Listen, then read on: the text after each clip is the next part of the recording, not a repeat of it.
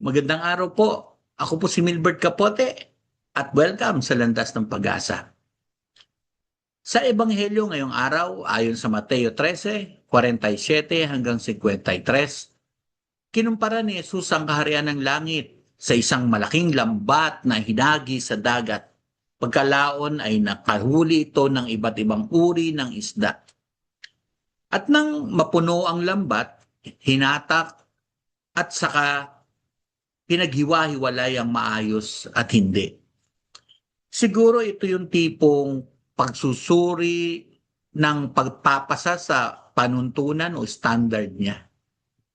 Mga kapatid, ang imbitasyon ng Diyos sa kanyang kaharian at walang hanggang kapayapaan ay para sa lahat. Ano man ang ating nakaraan, tinatawag niya tayong lumapit at magbagong buhay. Walang taong pinagkakaitan ng kanyang pagmamahal at kaligtasan. Ngunit, ipinapaalala rin ni Jesus na darating ang araw ng paghuhukom.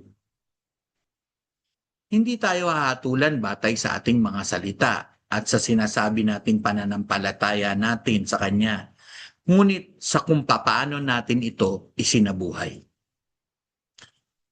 Hindi ito para takutin tayo, bagkus magbigay pa nga ng pag-asa. Mahabang pasensya ng Diyos. Tandaan lang natin na habang tayo ay nabubuhay, bukas pa ang lambat. May panahon pa upang magsisi, magbago, at tumugon sa kanyang biyaya sa pamamagitan ng panalangin, mga sakramento, at paggawa ng mabuti. Sa pagpapatuloy pa nitong ebanghelyo, tinanong pa din ni Jesus ang kanyang mga alagad, naunawaan ba ninyo ang lahat ng ito? Nang sumagot silang oo, sinabi niya na ang tunay na alagad ay parang may-ari ng bahay na naglalabas ng kayamanang luma at bago. Anong ibig sabihin nito?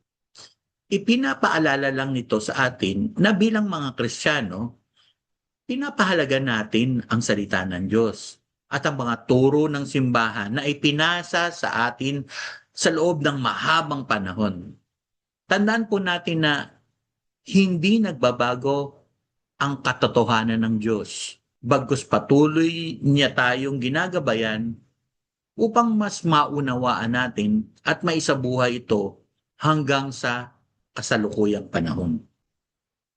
Mga kapatid, tanungin natin ang ating sarili, kung ngayon ba hahatakin ng Panginoon ng lambat, handa ka na bang humarap sa Kanya?